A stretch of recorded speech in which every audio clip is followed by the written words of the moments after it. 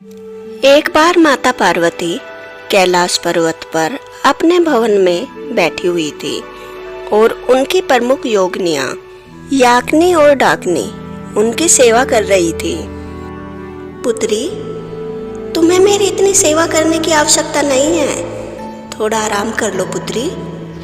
नहीं माता, हमें आपकी सेवा करने में ही आनंद और विश्राम सब कुछ मिलता है।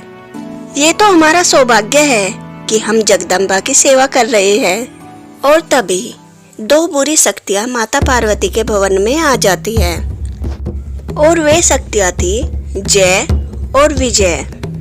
वे दोनों वही राक्षस थे जो बाद में रावण, कुंभकर्ण, कंस के रूप में जन्मे थे।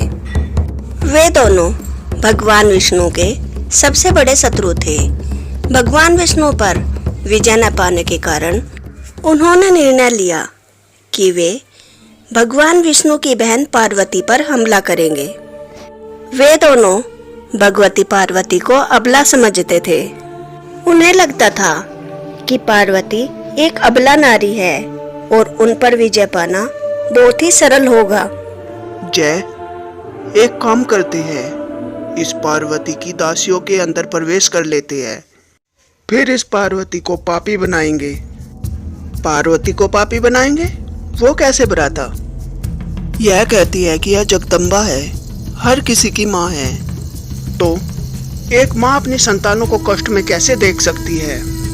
तो हम इसकी संतानों पर ऐसी मांग करवाएंगे कि इसे पाप करना ही पड़ेगा और इसकी बची कुची दिव्यता भी समाप्त हो जाएगी। और जय विजय डाकनी और याकनी के अंदर प्रवेश कर लेते हैं।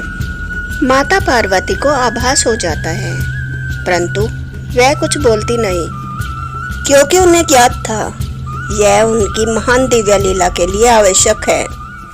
पुत्री, अब मेरे स्नान का समय हो गया है, मैं नीलकंठ सरोवर की ओर जाती हूँ। माता, हम भी आपकी सहायता करने चले? नहीं पुत्री, इसकी कोई आवश्यकता नहीं। माता, आपने हमें वचन दिया था आप जहाँ भी जाएगी हमें अपने साथ लेके जाएगी, आप उसे तोड़िए मत। ठीक है पुत्री, अगर तुम्हारा इतना ही मन है तो तुम मेरे साथ चलो। और माता पार्वती के साथ जय और विजय चल देते हैं। पुत्रियों, तुम दोनों यहीं रुको, अब मैं जाकर स्नान करके आती हूँ। और माता पार्वती जाकर स्नान करने लगती है। जय, अब क्या करना है? इस पार्वती पर पाप कैसे करवाए?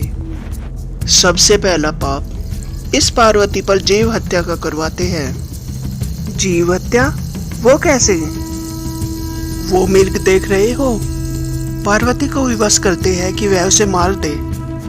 भ्राता, हम पार्वती को मृग मारने के लिए विवश कैसे करेंगे? अरे बताया था ना, माता अपनी संतान की पीड़ा नहीं देख सकती। अब मैं जैसा जैसा कहता हूँ वैसा वैसा करता जा। माता, हमें बहुत भूख लगी है। अच्छा पुत्री, कोई बात नहीं। और माता पार्वती फलाहार प्रकट कर देती है। ये लो पुत्री, भोजन करो। नहीं माता, हमें फल नहीं खाने हैं, हमें रक्त की अभिलाषा है।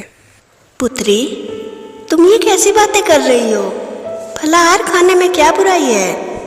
पुत्री, मुझे ज्ञात है कि कुछ मनुष्य मांसाहार करने के लिए विवश हो जाते हैं, क्योंकि उनके पास उपयुक्त शाकाहारी भोजन नहीं होता।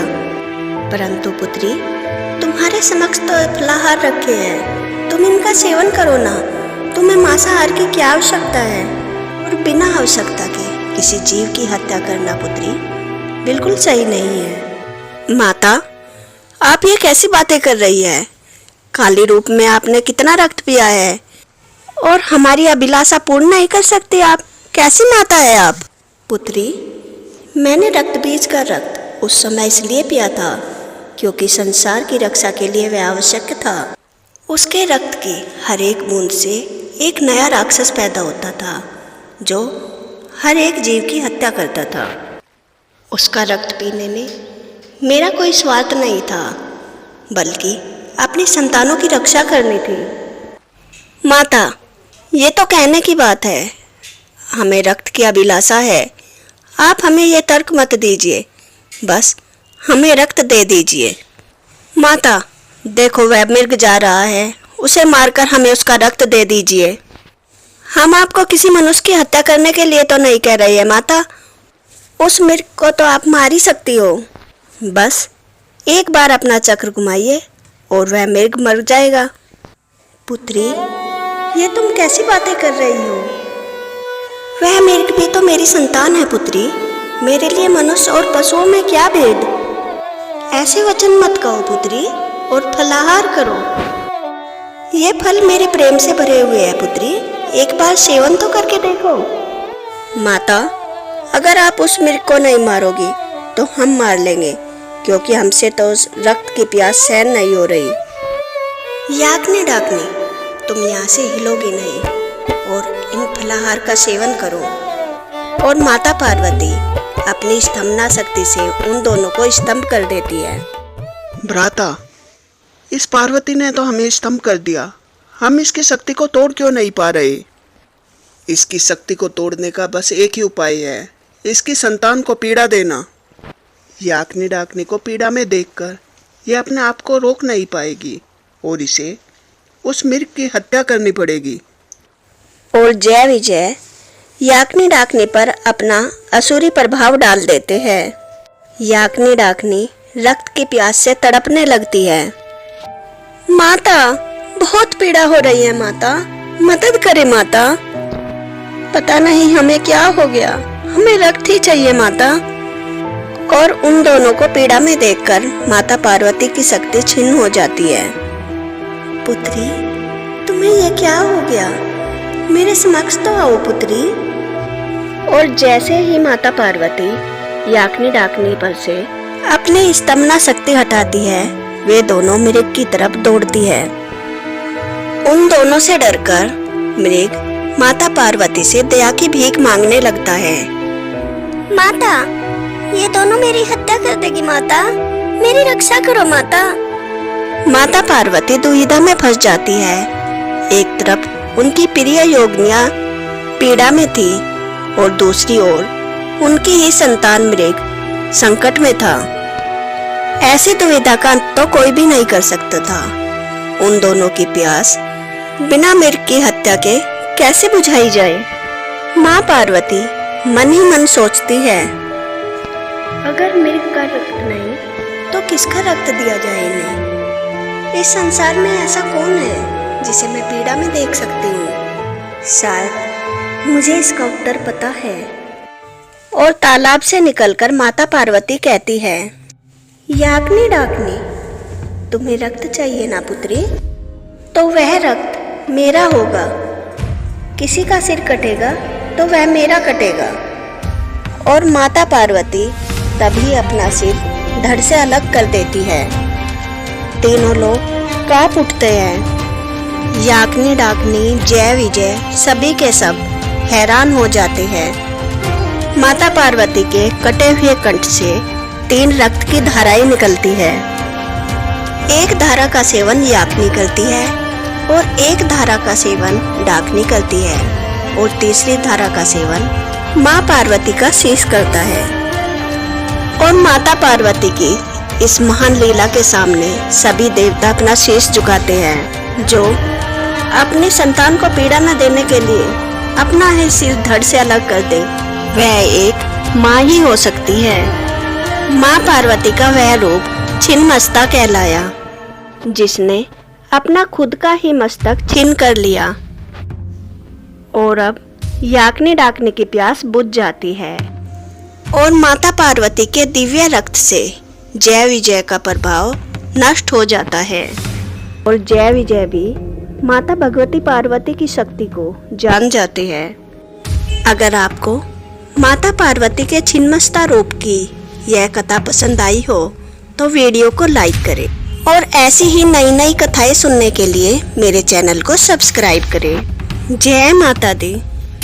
यह बात है सृष्टि के निर्माण से पहले की। वैकुंठ में भगवान विष्णु अपनी योग निद्रा में लीन थे और ब्रह्मदेव उनकी नाभि से निकले कमल पर विराजमान थे और उनकी सुंदरता को निहारते हुए उनके ही गुणगान और मंत्र जाप कर रहे थे। ब्रह्मदेव का जन्म भगवान विष्णु से हुआ था, परंतु उन दोनों में से कोई नहीं जानता था कि भगवान विष्णु का जन्म कैसे हुआ था। वह यही मानते थे कि भगवान विष्णु सदा सदा से है, वही अजन्मे है और वही हर किसी को जन्म देंगे। परंतु उसी समय सृष्टि में लीन महामाया ये सब देख रही थी। वह निराकारी आदि शक्ति थी। उनके बारे में श्री हरि और ब्रह्मा जी को भी सीमित ज्ञान था। आदि शक्ति अपने अंदर से दो शक्तियाँ प्रकट करती है। पहली थी सात्विक गुण वाली जन्ना शक्ति। वह शक्ति थी ज्ञान, पवित्रता और रचनात्मकता की। दूसरी शक्ति थी राजसिक गुण वाली इच्छा शक्ति। वह शक्ति थी वैभव, सौंदर्य और ऐश्वर्य की। आदि शक्ति उन दोनों शक्तियों को वैकुंठ की ओर भेज देती है और वह दोनों जाकर श्री हरि में समा जाती है। ब्रह्मदेव जो श्री हरि की सुंदरता को निहार रहे थे, उनका ध्यान पड़ता है उनके शरीर में से आने वाले प्रकाश पर। वह जानते थे वह प्रकाश कोई दिव्य शक्ति है और तभी भगवान विष्णु के हृदय के असीमित प्रेम से और उनके कंठ की अतुलनीय सुंदर वाणी से दो अति सुंदर स्त्री प्रकट होती है। जो वाणी से प्रकट हुई थी वह थी सरस्वती और जो हृदय से प्रकट हुई थी वह थी देवी लक्ष्मी। प्रणाम श्री हरि, मैं हूँ सरस्वती और मैं हूँ लक्ष्मी। मैं इस संसार की जन्ना शक्ति हूँ और मैं इस संसार की इच्छा शक्ति। हम दोनों आपके धाम पर पधारे हैं। अब आप ही बताइए हमारा स्थान कहाँ है। प्रणाम देवी लक्ष्मी, प्रणाम देवी सरस्वती। आप दोनों की उपस्थिति से वैकुंठ धन्य हो गया है। हे देवी सरस्वती, आप मेरे कंठ की वाणी से उत्पन्न हुई हो, इसलिए आपका स्थान मेरे सिर के निकट होगा। हे देवी लक्ष्मी, आप मेरे हृदय के प्रेम का साकार रूप हो, इसलिए आपका स्थान मेरे हृदय के निकट होगा। धन्यवाद देव। और देवी सरस्वती और देवी लक्ष्मी अपने अपने स्थान पर जाकर बैठ जाती है।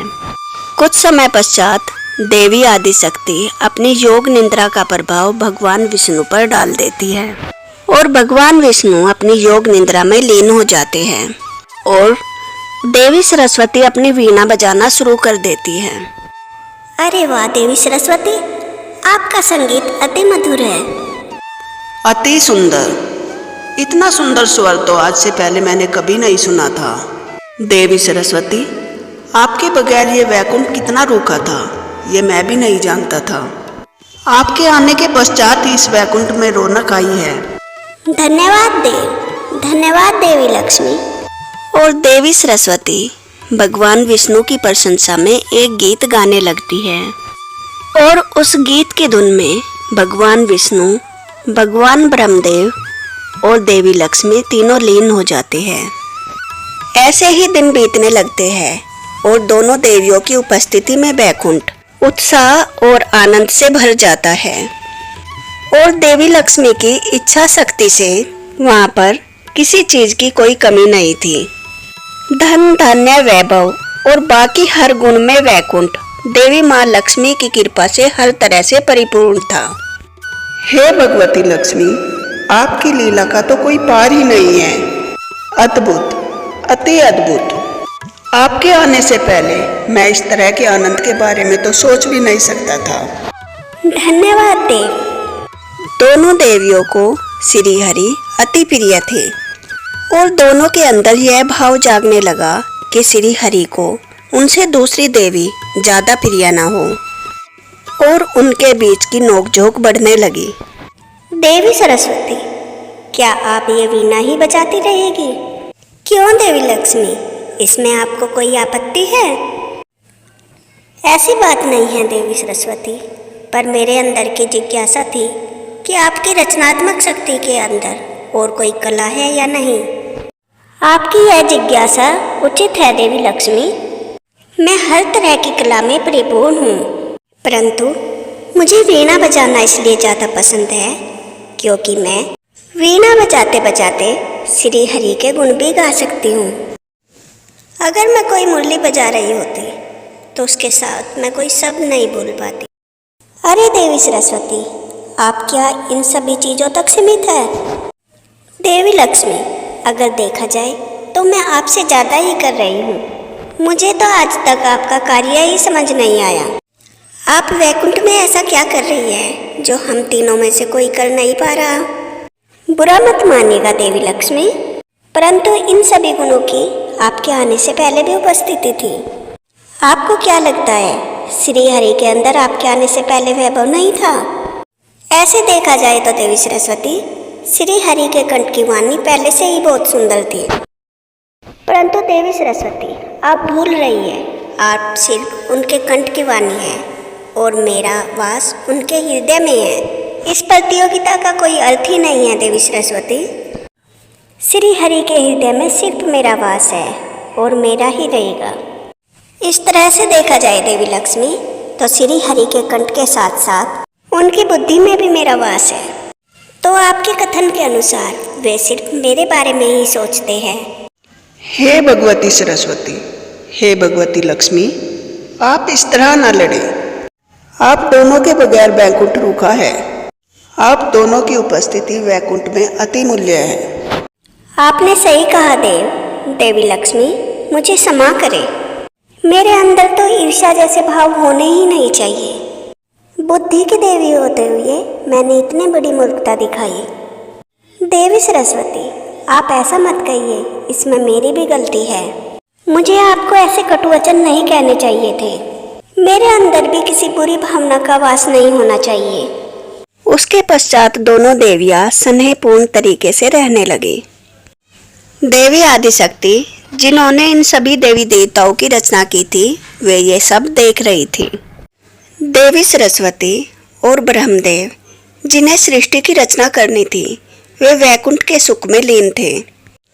देवी आदिशक्ति को पता था उन्हें इस स्नेहपूर्ण व्यवस्था का अंत करना था, वरना यह देवता अपना अपना कार्य कभी नहीं संभालेंगे।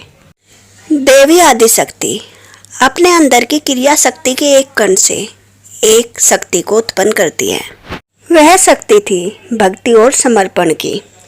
देवी आदिशक्ति उस शक्ति को भी वैकुंठ की ओर भेज देती है और श्री हरि के पाद नख से वह शक्ति अलकनंदा के रूप में जन्म लेती है। प्रणाम देवियों, मैं हूँ अलकनंदा गंगा। हे देव, मुझे वैकुंठ में मेरा स्थान बताइए। प्रणाम देवी गंगा, आपका वैकुंठ में स्वागत है। आप मेरे पाद नख से उत्पन्न हुई हैं, इसलिए आपका स्थान होगा मेरे चरणों में। और देवी गंगा भगवान विष्णु के चरणों में बैठ जाती है। देवी सरस्वती, जो सर्वज्ञानी थी, वह देवी गंगा को देखते ही एक क्षण में पहचान जाती है कि देवी गंगा इस स्नेहपूर्ण व्यवस्था का अंत बनेगी और भगवान विष्णु फिर से अपनी योग निद्रा में लीन हो जाते हैं। हे देवी लक्ष्मी, आपको देवी गंगा को देखकर कोई संशय नहीं हुआ? आप कैसी बात कर रही है देवी सरस्वती? संशय की क्या बात है? देवी लक्ष्मी, हम दोनों पहले से ही यहाँ हैं। अब यहाँ देवी गंगा की क्या जरूरत थी? यह तो मैं भी नहीं जानती देवी, परंतु मैं जानती हूँ, मैं सर्वज्ञानी हूँ और मेरे ज्ञान की शक्ति से मुझे यह संशय हो रहा है देवी गंगा हमारे सुख का अंत करेगी। और देवी सरस्वती की नज़र देवी गंगा पर पड़ती है। उनका ध्यान पड़ता है कि देवी गंगा भगवान विष्णु को किस तरह से निहार रही थी और वह अपनी शक्तियों से देवी गंगा का मन पढ़ लेती है। कितने सुंदर है श्री हरि, कितना अच्छा रहता अगर ये सिर्फ मेरे होते, केवल मेरे और किसी के नहीं। अगर मैं अपनी भक्ति में दृढ़ रहूं तो क्या पता श्री हरि मुझे अपने हृदय में स्थान दे दे। देवी गंगा, आप ये क्या सोच रही है? आप ये कैसी कल्पनाओं में लीन हैं? यह सब एक देवी को शोभा नहीं देता, और वैकुंठ वासिनी देवी को तो बिल्कुल भी नहीं। देवी सरस्वती, आप ये कैसी ईर्ष्यापूर्ण बातें कर रही हैं? आपने मेरे मन की बातें पढ़ी? देवी, यह कार्य भी किसी देवी को शोभा नहीं देता, और जब से मैं आई हूँ मैंने भी जान लिया है, आप श्री हरि के हृदय, चरणों, कंठ सब जगह अपना स्थान चाहती हो। देवी गंगा, आपका यह दुस्साहस, आपके आने से पहले मैं और देवी लक्ष्मी बड़े ही स्नेहपूर्ण रहते थे। हम दोनों के बीच में द्वेष न डालें। हे देवी सरस्वती, शांत हो जाइए। गंगा गलत ही क्या कह रही है? अभी अभी तो आई है बेचारी, आप गंगा को थोड़ा समय तो दे। देवी लक्ष्मी, ये कैसा विश्वासघात है? हम दोनों का नाता बहुत समय से है, और आप अभी अभी आई देवी गंगा का साथ दे रही है। देवी लक्ष्मी, मैं इस विश्वासघात के लिए आपको श्राप देती हूँ। आप वैकुंठ से चली जाओगी, और आपका विवाह एक दानव से होगा। आपका श्री हरि से कोई भी नाता नहीं बचेगा। देवी सरस्वती, आपने मेरे कारण देवी लक्ष्मी को क्यों श्राप दे दिया? जाइए, मैं भी आपको श्राप देती हूँ। आप एक जल की धारा बन जाएगी। मैं जल की धारा बन जाऊंगी? मैं आपको श्राप देती हूँ, आप भी जल की धारा बन जाओगी। पापी आपके निकट रहना चाहेंगी, और सदैव उनका आपसे नाता रहेगा। और भगवान विष्णु अपनी योग निद्रा से उठ जाते हैं। रुक जाइए देवियों, आप तीनों के द्वेष को देखते हुए आप तीनों का एक जगह रहना उचित नहीं होगा। देवी गंगा, आप 3 टुकड़ों में बट जाओगे। पहला टुकड़ा मंदाकिनी, जो भगवान शिव की जटाओं से बहेगा। वह एक नदी के रूप में होगा, जिससे देवी सरस्वती का श्राप पूरा हो जाएगा।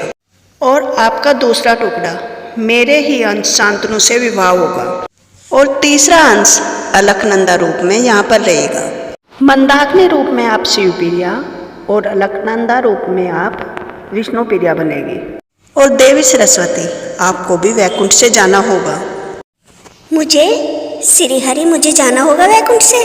परंतु मेरा दोष ही क्या है? मैं तो अपने देवी लक्ष्मी और आप दोनों देवों के सुख को बचाना चाहती थी। क्या आपको मेरे ज्ञान पर इतना विश्वास नहीं है? मैंने देवी गंगा में कोई दोष देखा होगा, तभी मैंने यह कदम उठाया होगा। देवी सरस्वती, यह बात आज की नहीं है। अगर आप यहाँ पर रही तो आने वाला हर दिन ऐसा ही होगा। और आपने देवी लक्ष्मी को बिना किसी दोष के श्राप भी दे दिया। देवी सरस्वती, आपके भी 3 टुकड़े हो जाएंगे। पहला टुकड़ा होगा सावित्री, जो ब्रह्मदेव के साथ ब्रह्मलोक में रहेगा। आपका वह रूप ब्रह्मप्रिया होगा। दूसरा टुकड़ा होगा जलधारा सरस्वती, जिससे देवी गंगा का श्राप पूरा हो जाए। तीसरा टुकड़ा होगा वाणी, जो मेरे साथ यहीं वैकुंठ पर निवास करेगा। देवी गंगा और देवी सरस्वती, आज के 5000 वर्ष बाद आप वैकुंठ में पूर्ण रूप से वापस आ जाएगी। और प्रिया लक्ष्मी, इस कठिन समय में आपने शांति से और प्रेम से निर्णय लिया, इसलिए पूर्ण रूप से आप मेरे साथ वैकुंठ में ही रहेगी।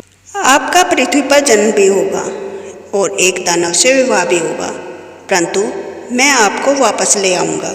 श्री हरि, इन सब का क्या अर्थ है? आपने मुझे और देवी लक्ष्मी को प्रकट ही क्यों किया था, जब आपको सिर्फ मुझे ही यहाँ से भेजना था? देवी सरस्वती, मैंने आप तीनों में से किसी देवी को प्रकट नहीं किया है। तो फिर किसने किया है श्री हरि?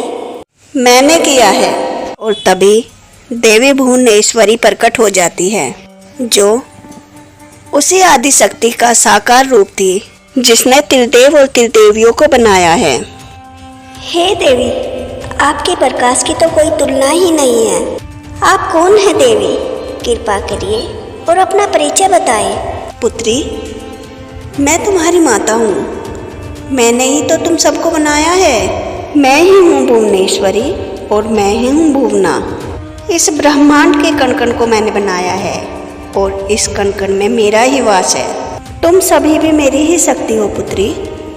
प्रलय के बाद जब मैं अपने आदि शक्ति रूप में प्रकट हुई थी, मेरे 3 टुकड़ों से 3 शक्तियाँ प्रकट हुई थी, जो थी महाकाली, महालक्ष्मी और महासरस्वती।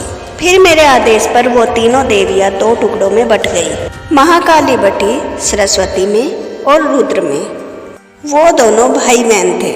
सरस्वती सात्विक थी और रुद्र तामसिक। महासरस्वती बटी विष्णु में और उमा में। वे दोनों भी भाई बहन थे। विष्णु थे सात्विक और उमा थी तामसिक। और महालक्ष्मी बटी लक्ष्मी में और ब्रह्मा में। वे दोनों भी भाई बहन थे। दोनों के दोनों राजसिक गुण के थे। तुम सबकी जन्ना पूरी होते ही मैंने विष्णु के अलावा और सभी को अपने अंदर फिर से समा लिया। और नन्हे विष्णु को मैंने यहाँ दूध के सागर में स्थित कर दिया। समय के साथ साथ पुत्र विष्णु की नाभि से एक कमल निकला। उस कमल के अंदर मैंने ब्रह्मा को स्थापित किया। और फिर आगे की कहानी तो तुम जानती हो पुत्री सरस्वती। पुत्र विष्णु की वाणी से मैंने तुमको और हृदय से लक्ष्मी को उत्पन्न किया। पुत्री सरस्वती, ये सब मेरी ही लीला है। तुम अपने आप को जन्मी ना समझो पुत्री, तुम अजन्मी हो। तुम सदा सदा से मेरे अंदर थी, तुम्हारा अस्तित्व सदा से था। यह तो बस तुम्हें प्रकट करने की एक लीला थी। पुत्री गंगा, तुम उमा का ही एक टुकड़ा हो। अभी तक उमा प्रकट नहीं हुई है, परंतु उसका हिस्सा होते हुए भी तुम उससे पहले प्रकट होने के कारण उसकी बड़ी बहन जानी जाओगी। मेरा आशीर्वाद है पुत्री गंगा, तुम पाप नाशनी होगी। पापी तुम्हारे पास आएंगे और तुम उनका उद्धार करोगी पुत्री। और देवी भुवनेश्वरी सरस्वती और गंगा को अपने अंदर समा लेती है और अंतर्ध्यान हो जाती है। यह कथा यहीं समाप्त होती है। जिन लोगों को रुचि है, यह कथा देवी भागवतम महापुराण से ली गई है। जय माता दी, जय आदिशक्ति। दोस्तों, अगर आपको यह वीडियो पसंद आई हो तो वीडियो को लाइक करें और ऐसी ही जानकारियों के लिए मेरे चैनल को सब्सक्राइब करें। आप सभी का धन्यवाद।